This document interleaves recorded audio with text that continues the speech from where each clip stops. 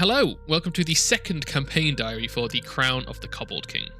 I'd love to say we made some great progress this time, however, that would be a lie. It turns out, when you begin an adventure by setting a level 1 party against a creature with 9 hardness, it kinda stops them in their tracks for a bit. It makes for a good teachable moment though. As you'll remember, our heroes had just reached the clearing around the old hag hut. They had come here to find clues about a large, intelligent wolf after speaking with Yalbin at one of the lumber camps. He told the group that he had sent the missing hunter Barlas here to seek the wolf, so it seemed like a good place to start. The group spread out and began to search for clues. I had the players choose new exploration actions for this clearing. As fresh-faced Pathfinder 2e players, I wanted to keep reminding them of these actions until it became second nature to choose one. Gruvus and Trout headed for the abandoned campsite, while Dr. Flintgaze checked out the fetishes, and Scraps headed towards the well. Due to the sinister reputation of the hut's previous owner, he was worried that the fetishes might be enchanted or trapped in some way. Ulizmila was a wise woman and a practitioner of old magic. The town made up many rumours about her, ranging from her being a monstrous hag to even claiming her to be the great-great-granddaughter of Baba Yaga. In truth, she was simply a harsh yet wise sage that was more than willing to share her knowledge with strangers so long as they could pay her strange or morbid fees. Although the clearing still shows signs of her work, she has long since left, finally growing tired of the harassment from Falcon's Hollow. Flintgaze found nothing dangerous about the effigies, no writing or signs of threat. He identified that while constructed from primitive materials, they were artfully made and poorly maintained. Scanning the clearing, he understood that, aside from the fresh campsite, nothing here had been looked after in quite a while. Meanwhile, Trout and Gruvus checked out the campsite for clues to Barlas's location. The campsite was cold, but it had been well built. Clearly, it had been made by somebody who was an experienced survivalist. Gruvus scanned for tracks, but a low roll left him empty-handed. Scraps checked out the well, looking to see if it was in working condition. He saw stagnated water at the bottom of the well, and after dropping a small stone down it and seeing the water ripple and then settle, he felt reassured that there was nothing dangerous down there. Dr. Flintgaze headed over to the camp, and as he arrived, he saw, hidden in the mud and leaves, the tracks of some kind of creature. Thanks to his "that's odd" feat, I also let him know that there was something strange about the campsite. The tracks headed away from the camp and into the woods. I changed the details of this part of the adventure slightly. I wanted to tease the collaboration of Greypelt and the kobolds ahead of the party finding them, so instead of these prints being that of kobolds, I had the tracks that took Barlas belong to a large wolf, and then during an exchange at the wood's edge, the hunt was passed off to the kobolds. Just as the people of Falcon's Hollow feared Ulazmila, so do the kobolds, which is why Greypelt took the hunter for them. Dr. Flintgaze used Pursuer Lead to assign this clue as an investigation, and the group tried to identify the tracks in the dirt using either nature or society. They were unable to identify the nature of the bestial tracks, however they did identify the ones in the woods as kobold footprints. Spending more time at the campsite, the group eventually figured out that something ambushed Barlas before dragging him to the edge of the woods and handing him off to a group of kobolds. I will turn back to the wall of the campsite. Hey, Doctor, over here. Yeah. I point along like the ground leading to where I see like the drag. Does it look like someone was being dragged along here? You know what? Now that you mention it, it does have that look about it. I am pulling out. Totally had this last session, for canonical reasons. Some random scribblings that I've made down on a piece of paper. Mm-hmm. Do you think that might have been what was his name? Barlas? That hunter? Perhaps something came and got him. Right, he was supposed to be here, wasn't he? It makes sense. That looked like a pretty standard campfire. It makes sense that he knew how to set up shop, if you will. Maybe based on the equipment left behind. Maybe someone came and grabbed him. And then I do like an animated, someone got grabbed, and like gesture. I think about and I do the good old, hand to my chin, rubbing my beard, being like, yes, very good theory. But you know what? I think you're right. Hunter probably got himself nabbed by something. The hunter had been cooking, and the spilt food and the abandoned belongings showed signs of a struggle. With the clear involvement of kobolds, the group took a moment to think about what they knew of local kobold clans. Trout, who had been a bounty hunter in the region for a good while, had learned of the true-scale kobolds, and had heard that they had temporarily been displaced a few months ago. He never learned why, but he knew that they were back in their mountain warren at this point. Well, from my recollection, there is a clan of kobolds in the area, the true-scale kobold. From what I hear, they got disturbed within the last year, forced out of their nest, but they have likely returned at this point. At least that's the word on the street. Seems they might not be as docile as some might think. I wonder about this association with this beast. Maybe it's a well-trained hunting beast of some kind. The group resolved to follow the kobold footprints, but not before giving the hut itself a look over. Scraps analysed the outside of the hut, peeking through the gaps in the haphazard walls to peer within. He couldn't make out anything specific, but he did see glimpses of strange oddities, creating a very cluttered interior. There was no light source, meaning the hut seems to very much remain abandoned. They moved up to the front door, which seemed to be rotten and stuck shut. Scrap forced the door open, revealing a chaotic interior. Inside, the cottage is dank, reeking, and filled with shadows. Haphazardly hung shelves line the walls, covered in all manner of oddities. A rusted iron cauldron with a hinged lid built in to resemble a frog's jaw, and a depth of almost 3 feet, occupies the centre of the hut's single room. A high-backed chair stands against the far wall, made of wicker with the gigantic curved tusks of some monstrous beast and 1,000 humanoid teeth. In the chair sits what looks to be a corpse wrapped in filthy burial linens, its form padded with pungent herbs and sprouting patches of thick white mould. Seeing this spooky hoarder's delight in front of him made Scraps doubt the safety of the hut, so he checked for traps, and upon finding none, he made his way inside to get a closer look at the corpse. He didn't make it far though, as soon as he stepped next to the large central cauldron, it sprang to life and we rolled initiative. Now, let's talk about this encounter.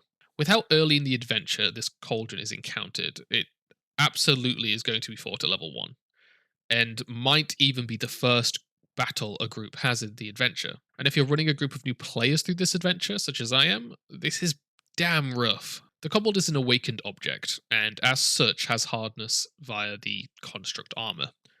Hardness 9 to be specific. Construct armor works just like resistance, except you can break it, removing it by completing one of 2 options.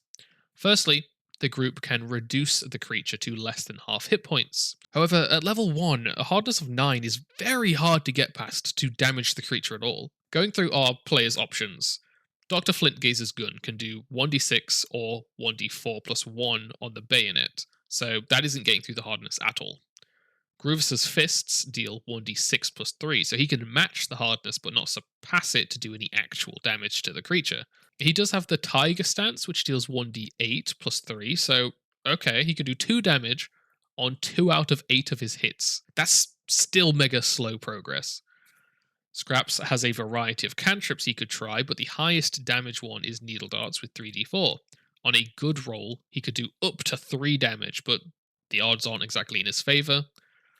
Lastly, Trout's Dueling Pistol does 1d6 plus 1 unless he gets a crit, which brings us on to option 2 for removing the hardness. A single critical hit will break and remove the hardness. Crits happen from either a nat 20 or an attack roll that is 10 above the AC.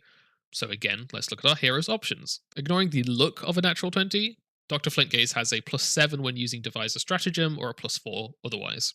Groovis has a +7 on his unarmed strikes, Scraps has a +7 on his spell attacks, and Trout has a +9 to his attacks with his firearm. The Cauldron has an AC of 17, which is reduced to 13 once the hardness is broken. So, in order to fish for a crit, our heroes are looking for a 27 to hit, which means, aside from Trout, they still need a natural 20. And Trout needs at least an 18 on the dice. You see where I'm going with this. A group of level 1 adventurers are essentially hoping to randomly roll a crit before the Cauldron kills them all. And this is the first official fight of the adventure that isn't something I added as a tutorial. Now, our veteran players will know how to handle this. Knock it prone, grapple it, provide buffs or debuffs, whatever it takes to get the gunslinger in a position where they can crit. But these are brand new players. They barely know of these actions, never mind how to use them effectively. So before we get into it, I'm not doing this to laugh at or belittle my players. I actually think they did a very good job with this fight. I just want to show off the thinking process of brand new Pathfinder 2e players and give an example of why this is a brutally hard first encounter, and to confirm how important it is that you teach your players that teamwork is essential to success in this game. So here are the highlights of this 1 hour and 3 minute fight against a single party level +1 enemy. I'll see you shortly. Oh, that's a hit. Nice. Noise. Okay. 5. You blast into it. However, new mechanic.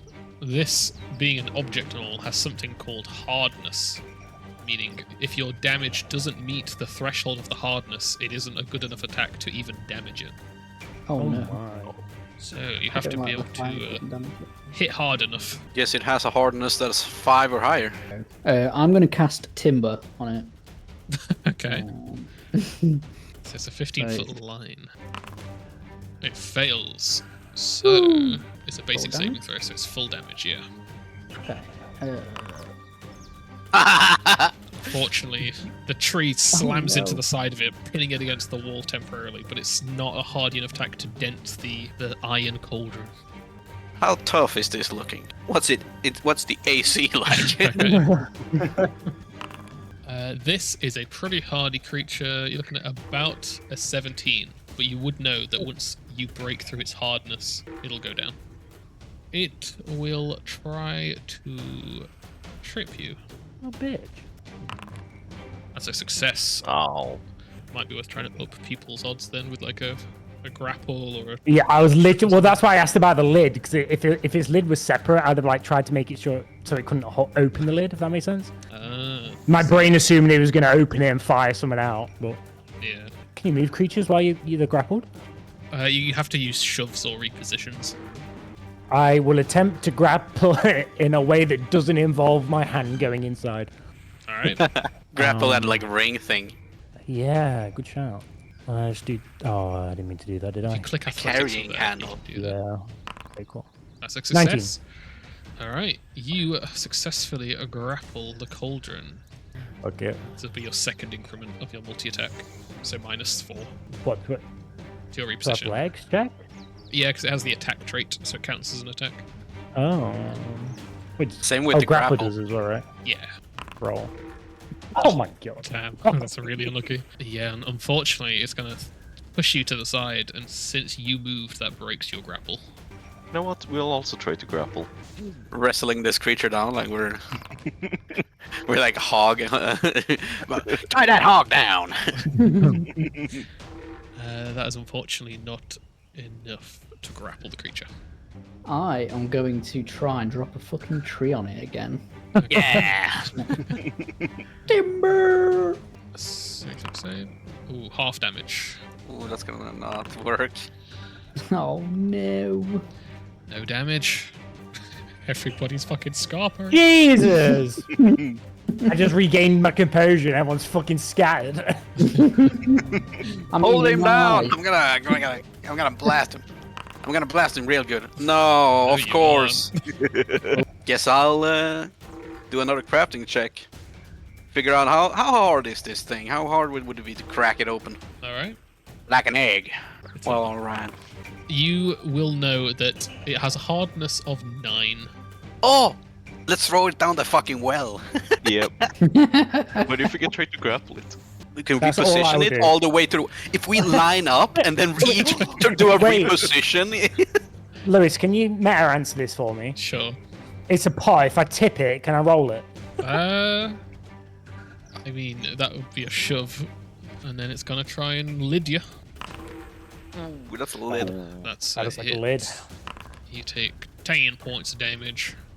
Damn. And it's gonna try You just and crack your kneecap with its lid. it's gonna follow that up with a grapple. An old man's weakness. His What the fuck is kneecap. going off with this? Oh, okay, so it's grabbed you. If I shove it, does he also escape or is he still stuck? Forced movement ends grapples, yeah. So if you manage to pivot or reposition it, that will get him out. Ooh, Damn it. it's a failure. You try and shove it, but it's just too hefty. Just run away again. Or shoot it? No, but it feels point. Fine, I'll shoot it, but It's good crit. You could crit. it also feels like I might shoot myself as it bounces off. Ricochets back. Ninja headshot. Critical failure things. That is a hit. Ooh. No. Oh. Yep. Roll. You can hero point. Go on then. Like in the chat. Oh, nice. Yeah. There you go, that's a hit. Ooh. And you Now go back roll up down. and roll damage, yeah. Yay. bad. So take no damage. No. Yeah, it has 9. Reduces by No. 9. You're so close though. I'm gonna stand over here, use this, brace my arm against the thing and see if I can I get a good shot off? Nah. No good shot. Because of the, I'm going to give you a bit of advice. Because of the way crits work, how you just need to get 10 higher. There's like this saying in Pathfinder, every +1 counts. So if you're trying to get someone a crit, you're not necessarily waiting for them to like get a nat 20 anymore.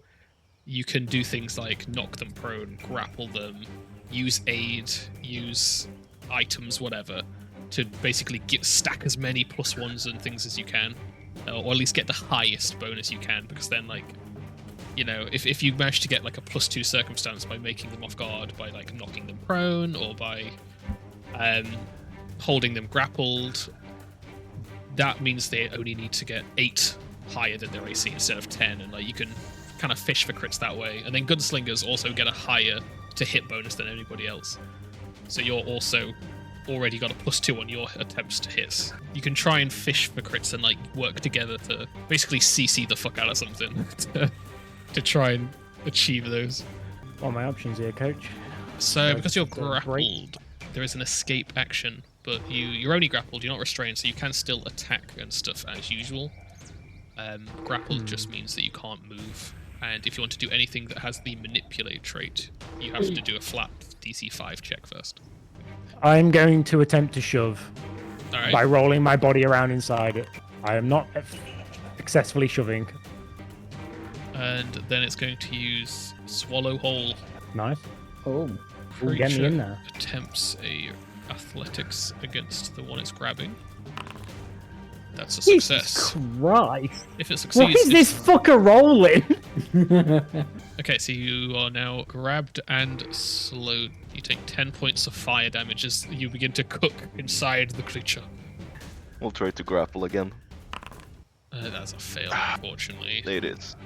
I know this is not going to damage it, but I'm going to cast Scatter Scree. It can't crit fail the DC save, right? Yeah. It can crit fail, yeah. Oh. It does take double damage then, right? Yeah, it would do. It's a basic saving throw, so Yeah. not full damage. Okay, no damage. That is no damage, but it is now on difficult terrain. Okay. Let's see if I can evaluate a good shot on it this time. Nope, of course not. God damn it, man. Guess I'll recall knowledge again. How long approximately would it take for a normal-sized goblin to get cooked inside one of those things? It deals 2d6 fire damage Each fucking turn. at the end of their turn, and upon being swallowed. Let's do You got this, I believe. Oh yeah, +7. Yes! Oh! Yes! Yes! Yes! Yes! I will bravely try to shove it out of his way. You Oh. prone. Oh shit! Alright, with my spear in hand, I want to use feint and do a load of fake flourishes into his face. Okay. Or I assume it's his face anyway. Is that mental? It's mental. You It know it's doesn't immune work. to mental. It's not going to do anything. Oh, is it immune to... Oh. Oh, a hit. Fucking hell. Yoo-hoo! Oh. Never gonna do enough anyway. I didn't know how much damage the spear did. Battle medicine or treat wounds? Let's say battle medicine and trained DC 15. Oh, Jesus Christ! Nice. that's some juicy healing. I'm gonna go into my stance. I'm gonna go rabbit into a low stance with my fingers out like claws Oh shit. on the ground, and then I'm gonna try and flurry of blows this. Yes, come on, get a fucking crit on this asshole. First. Nice. Second. Okay, So then roll the damage for the first one. 10. Nice. Oh my god, you did 1 point of damage! This I is did it! handy. Woo! The old goblin's claw catches on a little scrape of metal and pulls a tiny scratch through the back of the creature. It's got a lid. That's a hit. Dusseldorf. 6 points of damage to Scraps. It's gonna lid. And then it's going to go into its grapple, which it fails. You do not get grappled. I'm going to throw in a new piece of advice for my nubile players. He says no in full well, we'll ignore it. We're gone. Yeah, probably. Delaying is free to do. So if you want to not be where you are, for example, if the person who has the best chance of critting it wants to be after his entire team has had chances to grapple it or trip it or do things, you can choose to delay your turn until after them. AKA, delay your fucking Please do turn that. right now. Please delay and let other people grapple it so you have a better chance of hitting. Yeah, I'm never gonna be able to crit it, so You are gonna be able to crit it. you have a lot more faith in me than I do. You have a Yeah, you all have the a, thing. Yeah. you have a plus You only 9. need to roll 10 above it. You have a plus 9. Above right? the AC. So if somebody's got it prone or grappled, that means you only have to roll like 7. You're the most likely to crit. You have the The highest prone attack and grappled stack. Fine, we will delay. rate. Okay. You Well, delay it. Right. No one else do anything to help, just so we can trigger those.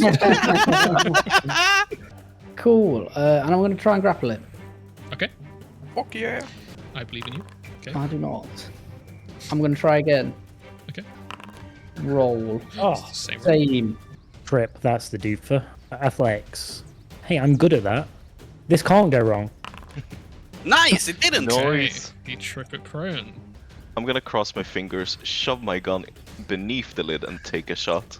Alright. It's gonna be a nat one, isn't it? By the A gods! crit! Yes! Yay. Click the critical button. Oh, look at that. Oh, Jesus yes! Christ. Get out. Jesus God damn, Christ. finally. And its armor, its hardness is broken. I'm gonna that's take another great. shot. Oh yeah.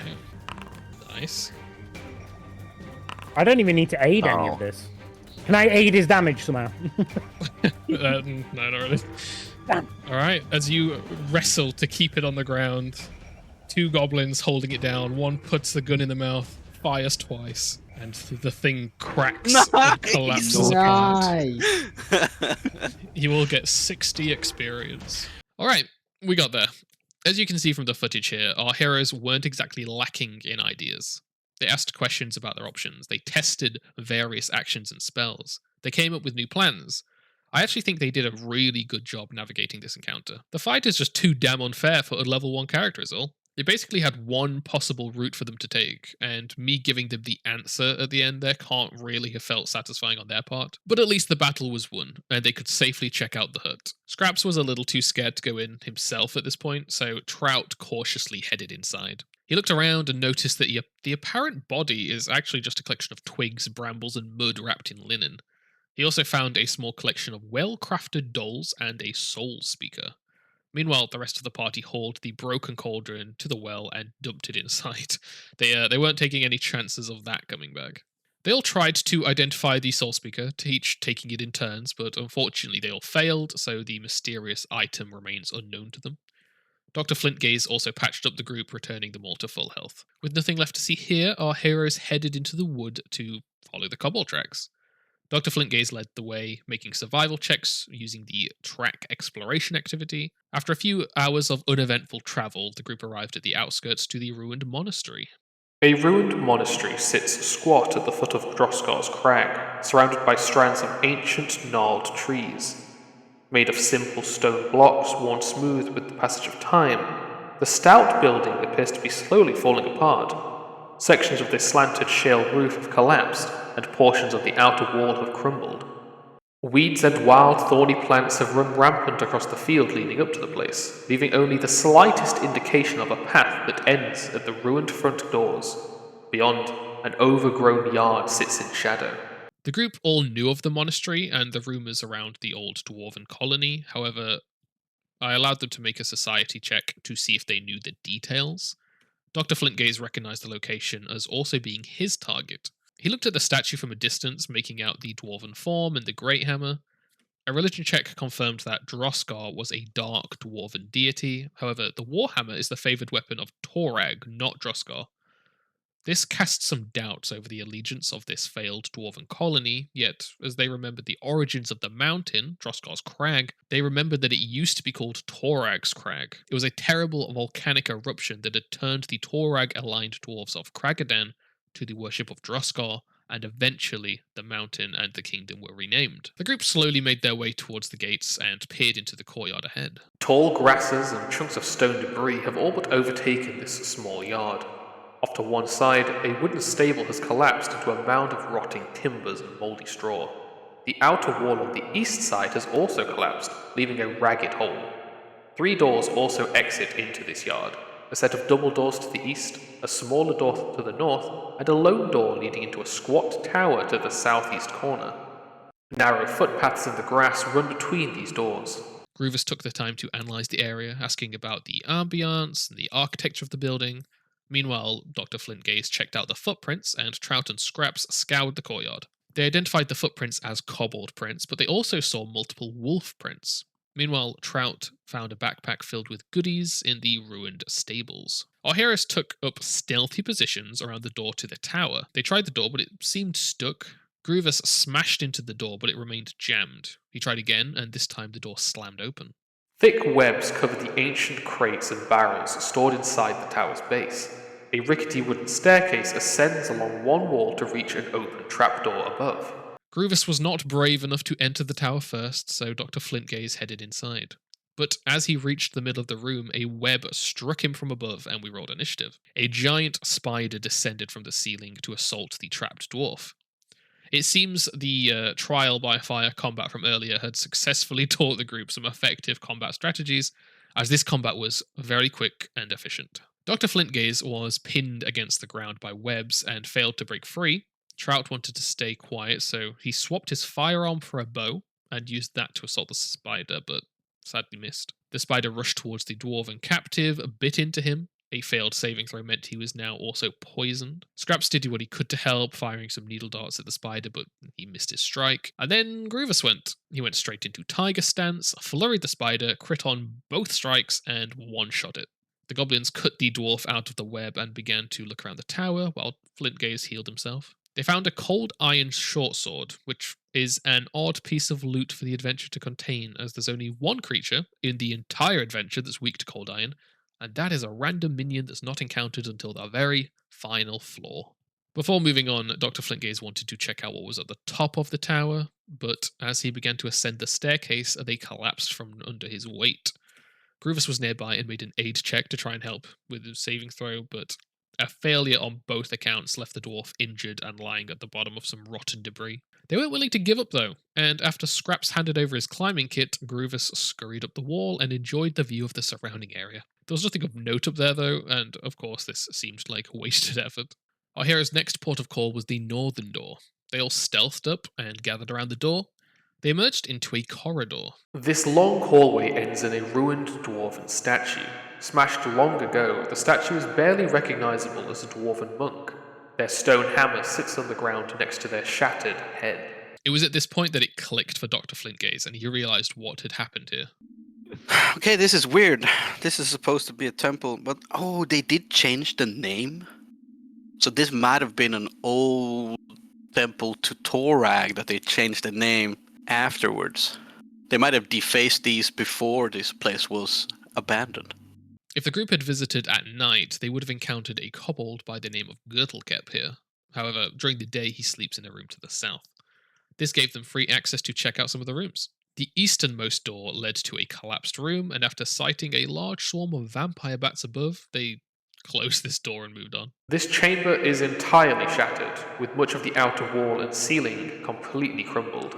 The next door led to an old armory. Old cobweb-covered racks and armor stands fill much of this small chamber. What must have once been a well-tended armory is now devoid of arms and armor. Most of the place had been ransacked, however, Dr. Flintgaze did find some leftover freezing crossbow bolts, as well as a secret door. Nobody in the party uses crossbows, so these bolts are likely going to get sold. The topic of the low market and the high market of Falcon's Hollow came up, and I confirmed that for now, our heroes would be limited to the low market, as only Thaldrin's Chosen get access to the high market. Wasting no time, Trout and Flintgaze entered this hidden space. One side of this short corridor is a wall of bars. 4 rusted doors in this wall open to 4 cramped cells. As soon as the pair began to open up cells, 3 skeletons clattered to life, their eyes glowing with a yellow light. And we called the session here. Ready to do the battle next time. Despite my ravings about the cauldron fight, this was actually still a great session. This group of players are really fun to GM for and just as chaotic and jokey as I was hoping. Regardless of that though, they actually did a great job learning effective combat strategies, so I guess the cauldron fight unironically worked as intended. I still think I'd recommend lowering that hardness to a 4 or a 5 though, so that the entire fight isn't reliant on one player being buffed up. Now that they're at the monastery, we're probably going to get into these quick, snappy encounters. Killing monsters, learning lore, finding secrets will encompass most of their time now. With the 3-hour walk home, I think the party might end up camping out quite often and only returning to town when they have a specific goal. I'm not sure if that's going to limit the amount of roleplay we get, or slow down the reveals of certain Falcon's Hollow lore. I'll need to make sure they get their money's worth whenever they visit town. Thanks for watching! If you want to contact me for advice or just to chat, I have a link to our Discord server in the description. As always, liking, commenting, and subscribing are greatly appreciated. There's going to be a bit of a break until the next installment of this adventure, due to a player needing some time to rest after some medical stuff, but in the meantime, we have the Abomination Vaults releasing every other week, and Fall of Plaguestone is coming next week, so please look forward to that. Have a great day, guys. I will see you soon. Bye-bye.